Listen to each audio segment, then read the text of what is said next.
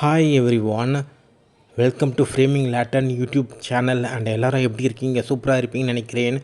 இன்றைக்கி பார்க்க போகிறது பார்த்திங்கன்னா ஒரு stop motion animation movie. And இந்த படத்துடைய பேர் என்னென்னா மேரி அண்ட் மேக்ஸ். இந்த மூவியை டைரக்ட் பண்ணது யாருன்னா மேக்ஸ் எலியட், இல்லை Adam Elliot, sorry, directed by Adam Eliot.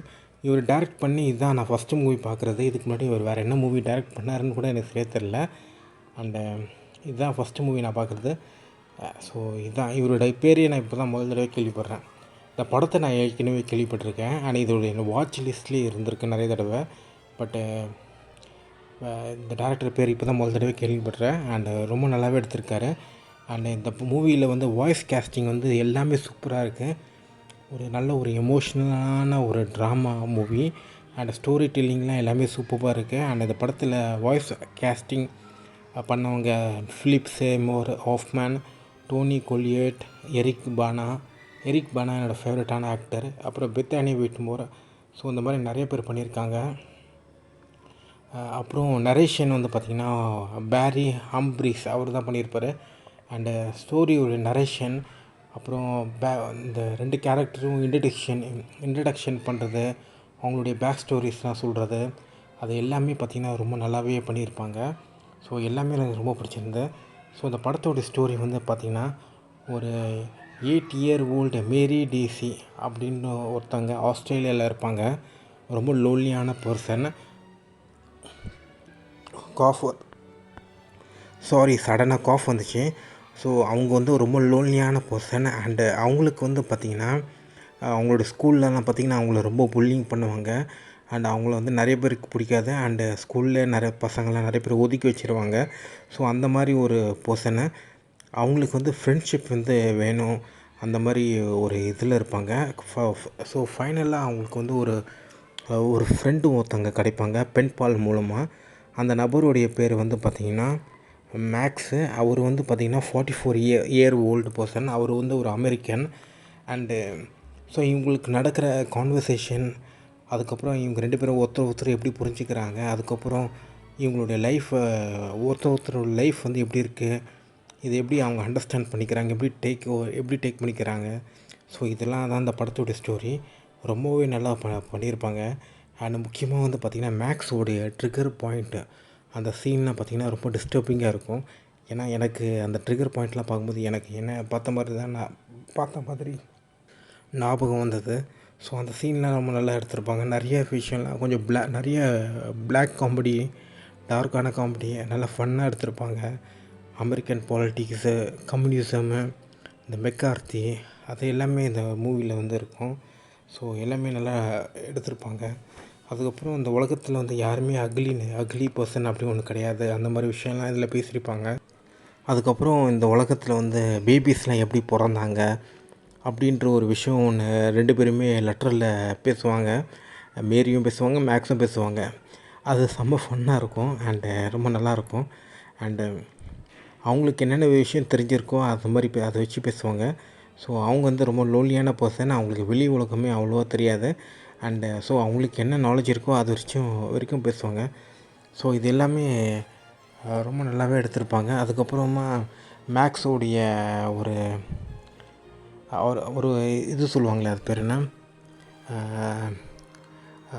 ஒரு டெலிஷனல் நண்பர், இமேஜினரி ஃப்ரெண்டு, அந்த சீனில் நல்லா எடுத்திருப்பாங்க. அண்டு நிறைய விஷயம் அந்த படத்தில் நல்லாவே எடுத்திருப்பாங்க. எனக்கு எல்லாமே ரொம்ப பிடிச்சிருந்தது. அண்டு ரெண்டு பேருமே பார்த்திங்கன்னா லோன்லினஸும், அதோடைய காம்ப்ளெக்சிட்டி, அதோடைய ஃபியரு, அந்த ஒர்ஸ்ட் கேஸு சீனரியோ, அதுக்கப்புறம் அது பேர் என்ன, இந்த ட்ரிகர் பாயிண்ட், அதுதான் ரொம்ப முக்கியம். அது எல்லாமே நல்லா எடுத்திருப்பாங்க. அண்டு ஸோ எல்லாமே நல்லா எடுத்திருப்பாங்க. ஸோ இதுதான் நிறைய சீனில் ரொம்ப சோகமாக இருக்கும். லைக் இவங்க மேரி வந்து இந்த அவங்களோட புக்ஸ் எல்லாம் ஷெரட்டிங் பண்ணுறது, எண்டிங்லாம் ரொம்ப சோகமாக இருக்கும் எனக்கு. ஸோ அந்த ஹோல் மூவி எனக்கு ரொம்ப பிடிச்சிருந்தது. ஸோ இதான் கைஸ். அதுக்கப்புறம் இந்த படத்தில் வந்து இன்னும் நிறைய விஷயம்லாம் இருக்குது. ஃபைனலாக மேரி வந்து சக்ஸஸ்ஃபுல்லாக வந்துடுவாங்க. அவங்களுடைய லோன்லினஸ்லாம் பிரேக் பண்ணி ஒரு இடத்துக்கு வந்துடுவாங்க. அது எல்லாமே நல்லா எடுத்திருப்பாங்க. அதுக்கப்புறம் ஃபைனலாக மேக்ஸை மீட் பண்ணுவாங்க. அந்த சீன்லாம் ரொம்ப சோகமாக இருக்கும். ஸோ எல்லாமே ரொம்ப நல்லா எடுத்திருப்பாங்க. இந்த படத்தில் வந்து பார்த்திங்கன்னா பெஸ்ட்டு சீனுன்னு சொல்கிறத விட இந்த ஹோல் மூவியும் இவங்க க்ரியேட்டிவாக போட்டிருக்குது, அது எல்லாமே ரொம்ப நல்லா எடுத்திருப்பாங்க.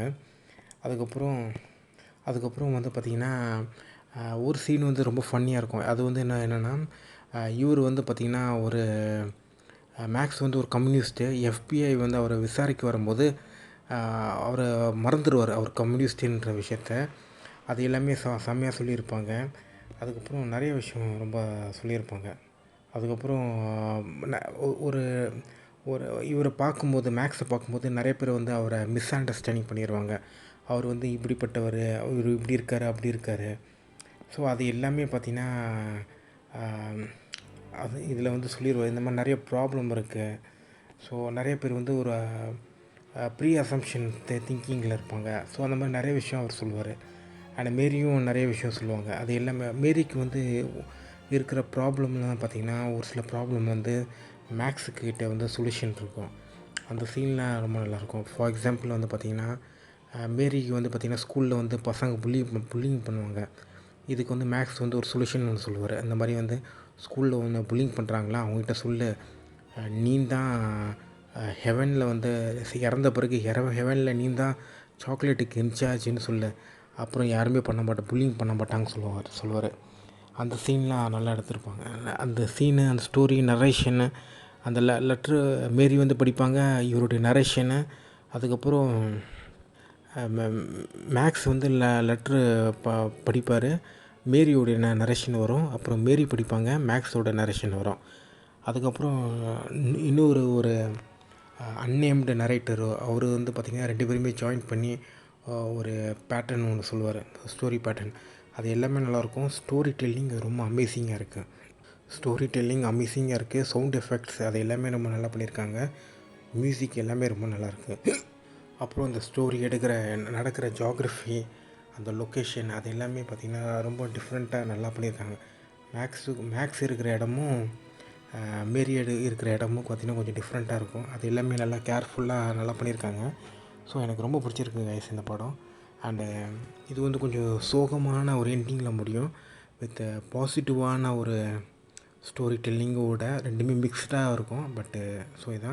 ஸோ எனக்கு ரொம்ப பிடிச்சிருந்தது. அண்ட் உங்களுக்கு டைம் கிடச்சிதுன்னா கண்டிப்பாக அந்த படத்தை பாருங்கள், ரொம்ப நல்லாயிருக்கு. ஸோ ரொம்ப அமேசிங்கான ஒரு நல்லா எடுத்துருக்காங்க. ரொம்ப ஒரு நல்லா எடுத்திருக்காங்க. எப்படி சொல்கிறது, நான் இந்த லோன்லினஸ் வச்சு இந்த மாதிரி நான் நிறைய படங்கள்லாம் இப்போ சமீப காலமாக நான் பார்த்துட்ருக்கேன். அண்டு இந்த படம் பார்க்கும்போது எனக்கு கொஞ்சம் எனக்கு வந்து மற்றவங்க ஒரு சில விஷயம் எனக்கு தெரிய வேண்டியது இருக்குது.